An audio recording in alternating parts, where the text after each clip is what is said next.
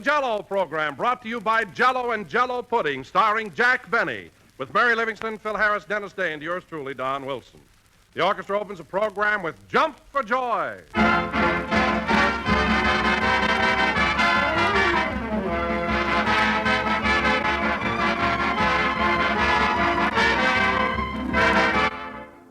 What rich, thrilling enjoyment you get from today's new Jell-O.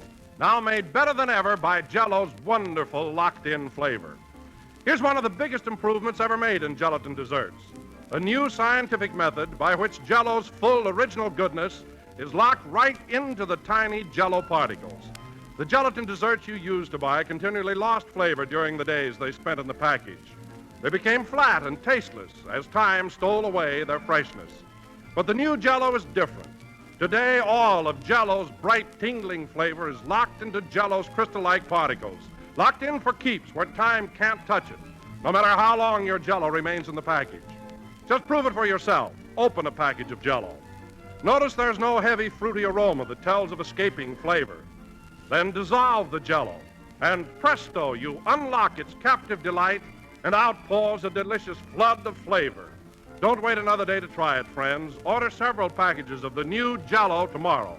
The flavor never goes away. We put it in, and it's there to stay.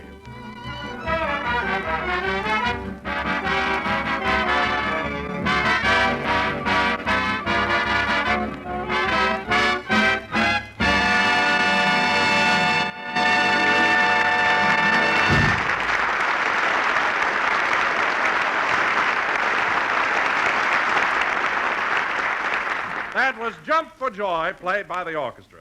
And now, ladies and gentlemen, as you all know, next Thursday is Thanksgiving, and no doubt most of you will have turkey for dinner. That's right. So this evening, without further ado, we bring you a chestnut for your dressing, Jack Benny.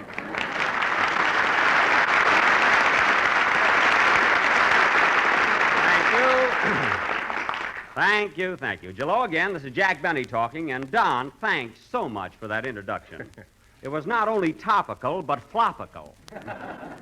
Chestnut for your dressing. Well, in my opinion, Jack, it was a very clever gag. I thought of it all by myself while I was shaving this morning. And you didn't cut your throat? I can't understand it. Anyhow, Don, it'll soon be Thanksgiving, and I love you. By the way, would you and the little woman like to come over to my house next Thursday for a nice wild duck dinner? Thanks, Jack. We'll be very glad to. Wild duck, huh? Yep, I went hunting yesterday morning, and as usual, I brought home the limit, 3 ducks. Beauties, too. But, Jack, the limit is 10 ducks. Oh, I mean on one shot, Don. You see, I don't go out hunting and bang away like it's 4th of July, you know. 3 ducks with 1 shot. My goodness, I had no idea you were such an expert hunter. Oh, sure, Don. For me, that's nothing, you know. Well, I'd say that's darn good. By the way, Jack, what kind of a gun do you use? My gun? Oh, it's just a plain, ordinary, double-breasted shotgun.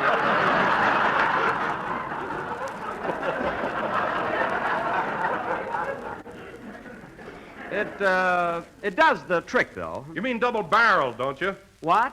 Oh, yes, double-barreled. It's a Westchester. Well, I never miss with it. You know, I really never miss it. This certainly is news. Benny the sportsman. Tell me, what'd you get yesterday, mallards or canvasbacks? I beg pardon, Don? What was that? I said, what did you get, mallards or canvasbacks? Yes, sir. But I want to tell you something, Don. Well, what were they, mallards or canvasbacks? They were ducks, quack, quack. If you don't want to come to dinner, say so. Suppose every time I shoot a duck, I have to go up to him and say, my name is Benny, what's yours?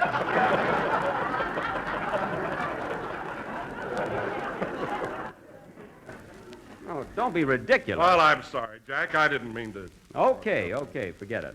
But believe me, Don, there's no thrill in the world like getting out at 5 in the morning, hopping into that rowboat, and waiting for those ducks to fly by. Yes, there's no question about it. That's real excitement. By the way, Jack, do you use a retriever?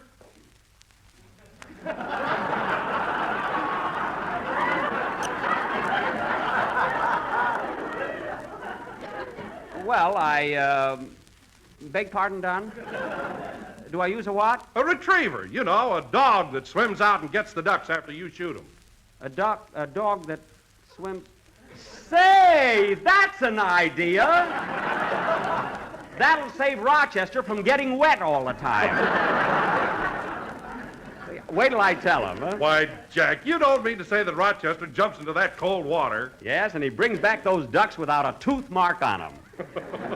Except once when I accidentally hit him on top of the head with an oar.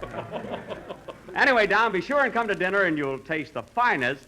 Oh, hello, Mary. Hello, Jack. Hello, Don. Hello, Mama.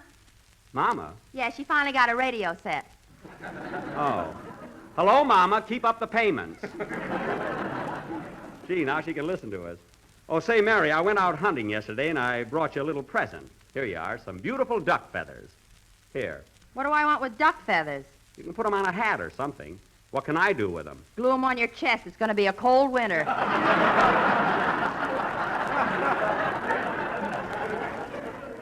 They'll just fit on my tattooed eagle. I can go along with a gag, sister. Anyway, if you don't want them, I'll give them to Dennis. He'll think of something. Where'd you get those feathers anyway? I told you I went hunting yesterday. I go every year. Remember last year when, fall, when you were with me? Oh, yes. Did you tell Don what happened? Never mind. What was it, Mary? Jack was in a rowboat when some ducks flew by, and boy, was he excited. Oh. So he pulled the trigger too quick, shot a hole in the boat, and came home with 18 trout.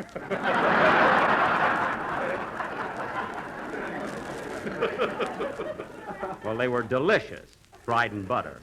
And the way he explained that hole to the owner of the boat. Well, it could have happened. It could not. It could, too. How can a boat be torpedoed in Lake Henshaw?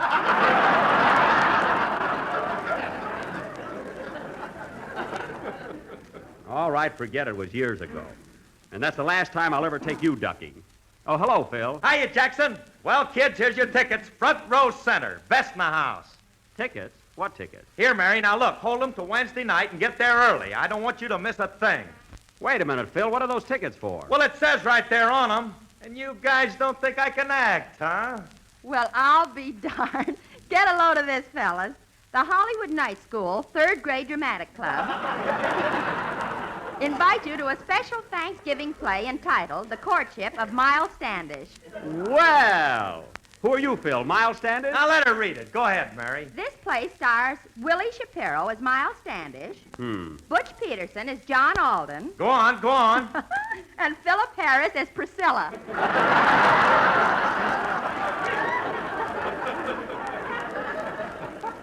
Priscilla? That's me. I'm the heroine.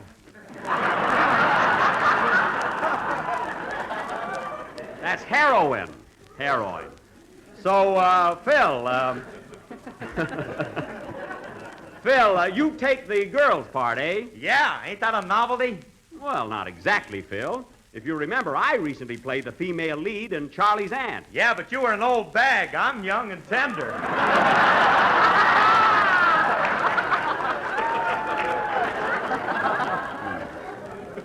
Listen, Harris, I'll put on a sweater with you any day.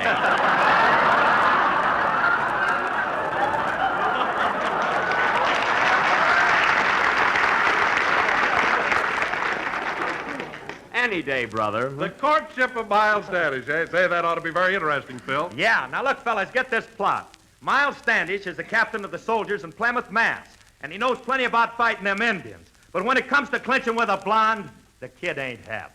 Uh-huh. Anyhow, Captain Standish sees this beautiful doll, Priscilla. That's me with my curls combed out. And I'm sitting by the window in my cottage spinning a wheel. What are you doing, playing roulette? I don't know, don't say.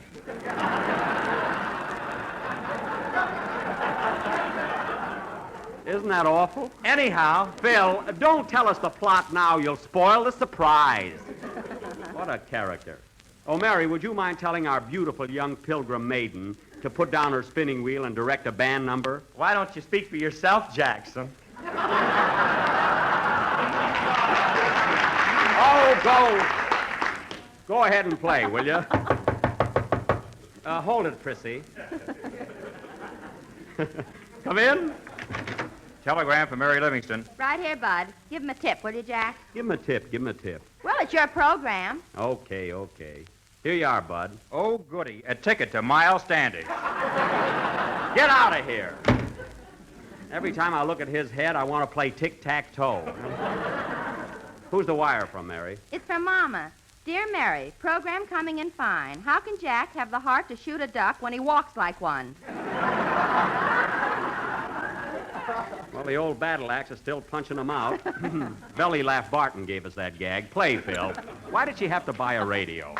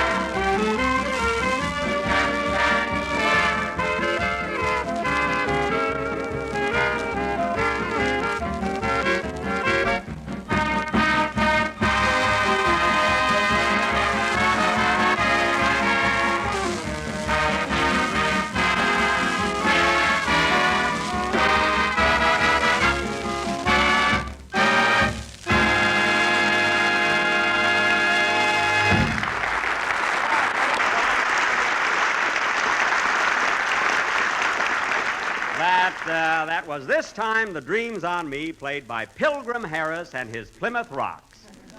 Plymouth meaning the boys have landed musically, and rocks meaning I wish I had some. And now, ladies and gentlemen, as we announced last Sunday, the football season being in full swing, tonight the Benny Athletic Actors will present their annual drama of the gridiron entitled He Fumbled the Ball, or Who Tickled the Tackle.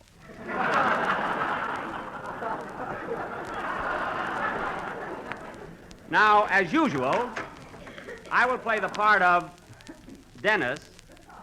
Dennis, I wish you'd get here on time. I'm sorry I'm late, Mr. Benny, but I couldn't find a place to park my car. Dennis, you don't have to drive around the streets all day. There's a parking lot next door where you can leave your car for 15 cents. How do you know? I heard about it. I can go along with a gag. Now, where was I? Say, Mr. Benny, What? I heard a broadcast last night that made my blood boil. It ought to burn you up, too. Why, who was funny? I mean, what do you mean? Well, I was over at my girl's house necking with her, and she got bored and turned on the radio. Well, naturally. So? So we listened, and there was a guy on the air that sounded just like you, and he even used your name, Jack Benny. Dennis, that was me on the air last night. I was doing a special broadcast for NBC's 15th anniversary. Then who played the part of Don Wilson? That was Wilson himself. And if you'd have been with us, I'd still have to explain it to you. Gosh, was that really you and Don? Certainly. We did a comedy act. And now, ladies and gentlemen... Gee, it was so lousy I couldn't believe it.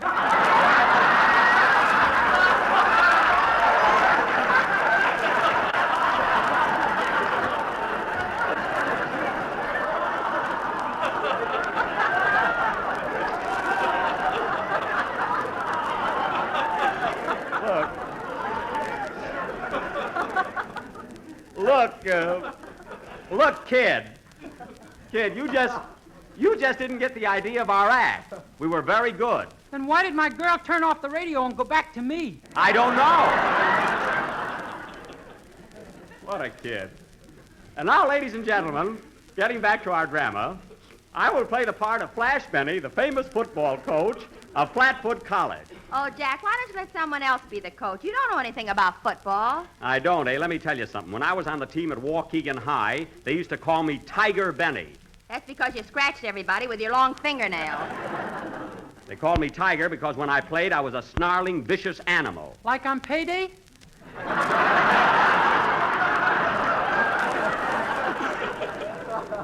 What was that, Dennis? What was that? Watch out for those fingernails, kid. Oh, quiet. Now, let's get back to our casting. Phil, you're going to be right end. Dennis, you're going to be left end. And Don... Yes, Jack. You're going to be everybody in between, so loosen your belt. Now, Mary... You mean I'm going to be right guard, left tackle, and center? Yes. Well, I must be quite an actor. Take it any way you want to. Now, Mary, inasmuch as we're short of men, you'll have to play on the team, too. I'm not going to be a man. You are, too. I'm not going to wear football pants. And you're going to wear football pants. They better have lace on them. Never mind. Ooh, what she said.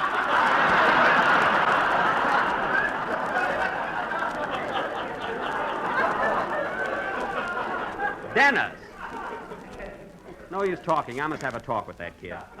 Now, our play... Dennis, did you ever see Our Wilderness? You must see it sometime. Now, our play, ladies and gentlemen, will go on immediately after... I'll take it. Hello? Hello, Mr. Benny. This is Rochester. Well, what is it? I was looking at those ducks you shot yesterday, and you know, boss, they're pretty small. Yes, they are small. In fact, they ain't ducks at all. They're pigeons.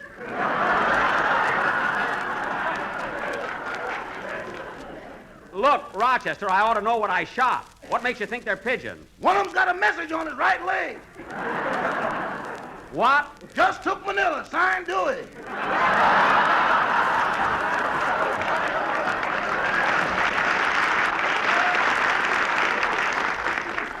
Dewey? Boss, those birds are going to be tough. Oh, some kid must have put that message on for a gag. I still insist they're ducks, and we're going to have them for Thanksgiving. Uh-huh. Now take them out of the icebox and dress them. I'll have to wait till you get here, boss. They're so full of buckshot I can't lift them alone. Well, then ask Mr. Billingsley to help you. Where is he? He took the message and he's flying to Washington.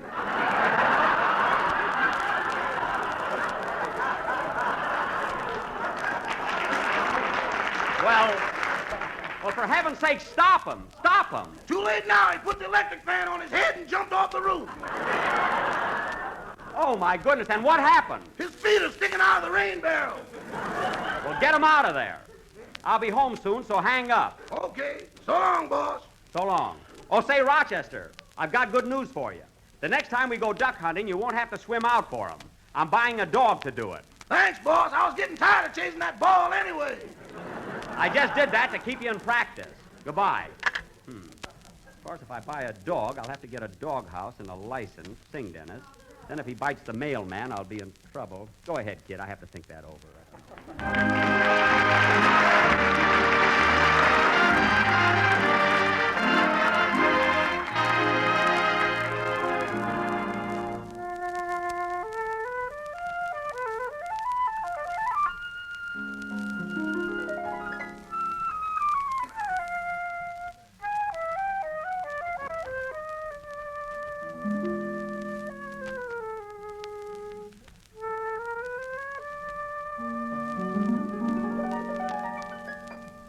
Long ago, when the world was gray, I strolled away from the throng. On the plans that were once so gay, and gone the hopes held so long. Dusk was slowly falling on the lea. The birds were hushed in every tree. Suddenly, so sweet, so strong, down from the hill came a song. Ah, I heard a lonely shepherd playing. It was a haunting melody.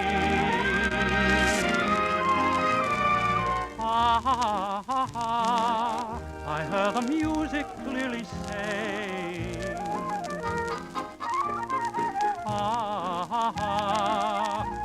was happy as could be. He played and he played, the world was forgotten. Like castles in air, my every care began to fade.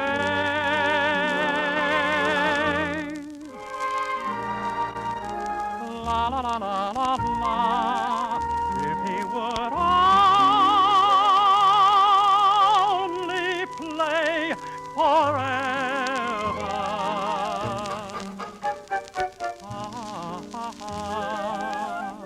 His little shepherd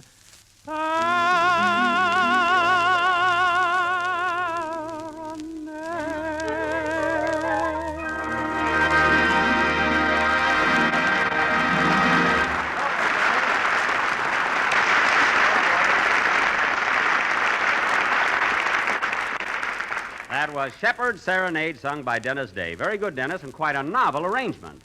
Say, Phil, I noticed you put a harp in the orchestra for Dennis's number. And the harpist is a most attractive young lady. Yeah, she goes with my guitar player. Oh, the harpist and your guitar player. Is it serious? Nah, they're just stringing each other. It's a Lulu. Oh, Priscilla. And now, ladies and gentlemen, for our drama of the gridiron entitled We Can't Lose, or We Can't, eh? The scene is Flatfoot College in the town of Friends. The first half has just ended in the annual game with Meatball Tech. And Coach Flash Benny is giving his team a pep talk in the locker room.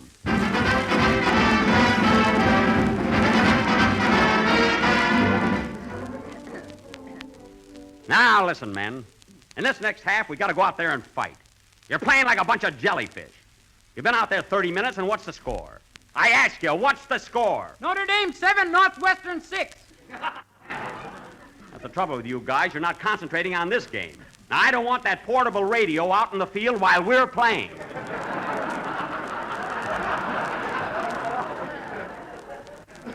It's confusing. Well, I'm doing the best I can, Coach. Listen, Livy.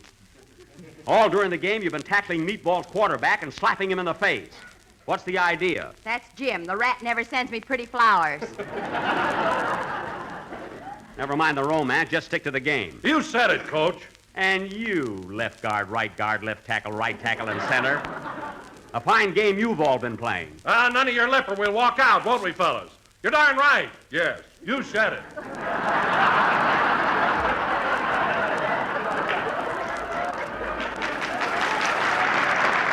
Now cut that out. And you, Dave. Yes, Coach? Every time you get the ball, you fall down. Why don't you run? I keep tripping over the lace on my pants. You're wearing the wrong ones. Now, look, men. We've still got a chance. The game isn't over. All we got to do is get rolling. Why, the score is only... 65-0. 65-0? Hey, when did we get a nothing?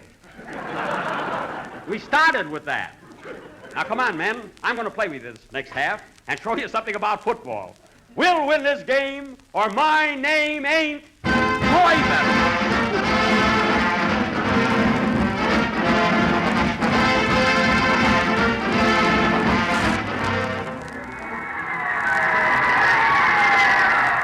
Well, here we are, folks. The score is Meatball 65, Flatfoot nothing, and the second half is about to begin. Meatball is already on the field, and here comes Flash Benny and his Flatfoot team.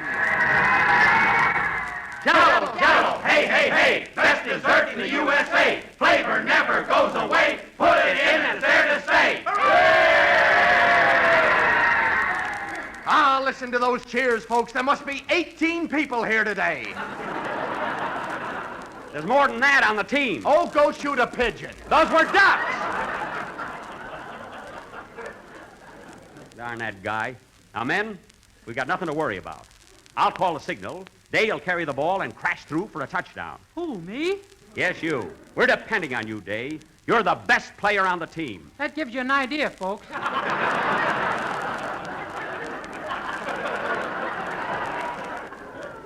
All right, men, let's go. Here we go, folks. Meatball's about to kick off. Flatfoot's lining up to receive. And there's the whistle.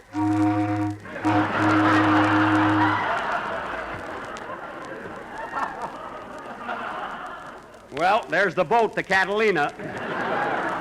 On your toes, man. Well, there's my boat, folks, so I'll now turn the microphone over to that famous sports announcer, Mr. Raymond Radcliffe. Thanks, Captain Henry. Good afternoon, ladies and gentlemen. This is Raymond Radcliffe speaking. Oh, fine. I will now describe the last period of this thrilling football classic. Classic? Lefty Wansfield of Meatballs making the kick. And there goes the ball. Flash Benny of Flatfoot receives the ball on his own 30-yard line and is nailed in his whack. Well, I didn't make much gain that time, fellas. But how can I with a fur ball? Your toupee fell on it. Oh. All right, men, this time we'll pull our famous hidden ball play. You know how it goes, Dave? No, hum a little of it. It means that you carry the ball. Now, come on, men, line up. This is our chance. Signals. Hey, Wilson, pull in your left tackle a little. You're offside. All right, signals. Ralph, Brigger French, scrunch, hike. It's a Kawasu play. Flash Benny grabs the ball and reways it to Howard. No, it's to Wilson. Wilson waddles today. Day grabs the ball and look at that fellow run. Run, Day, run! Day is crashing through the line. Look at him run. Look at him run. It looks like he's off for a touchdown. He's 11 yards from the goal. And what's this? He's tackled. Day is thrown on the 3-yard line, and he's knocked silly. Oh, that poor kid. Oh, my goodness. He's out cold. Look at him laying there. Day, speak to me. Say something. Say something. The truck hit me. Get the license number. Oh, for crying out loud. Play, Phil.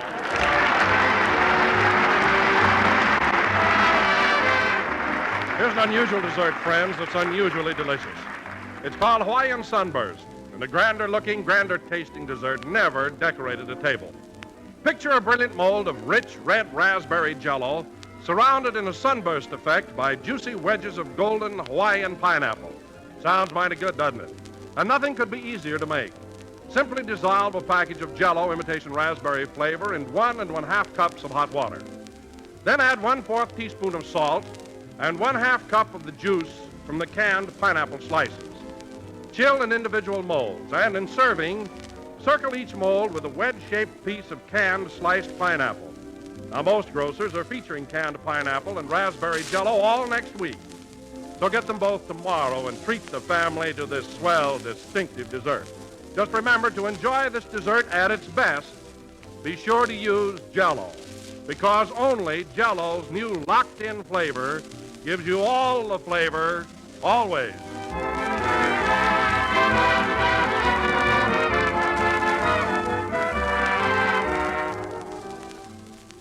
This is the last number of the 7th program in the current Jell-O series. And we'll be with you again next Sunday night at the same time. I want to wish all of you a very happy Thanksgiving. Say, Mary, I'm having a big Thanksgiving dinner Thursday at my house. Would you like to join us? Who's coming? Well, there'll be Robert Taylor and Barbara Stanwyck and Clark Gable and Carol Lombard, Mr. and Mrs. Henry Fonda, and the Fred McMurrays, and maybe Moe Lee. Him, you're sure of. Yeah. Good night, folks.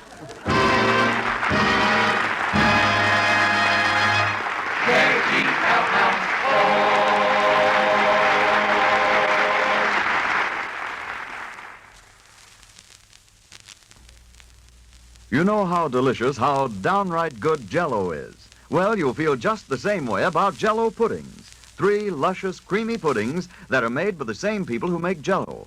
There's Jell-O butterscotch pudding, simply brimming over with the buttery brown sugar flavor of golden butterscotch, and just as smooth and rich as the homemade kind that Grandma used to make. Yet how easy and inexpensive it is. Tomorrow, when you order Jell-O, ask for Jell-O puddings in all 3 flavors: chocolate, vanilla, and creamy golden butterscotch. Jell-O puddings are just like Grandma's, only more so. This is the Red Network of the National Broadcasting Company. KFI, Los Angeles. You've been listening to the OTR Gold Network. Find more classic radio at otrgold.com.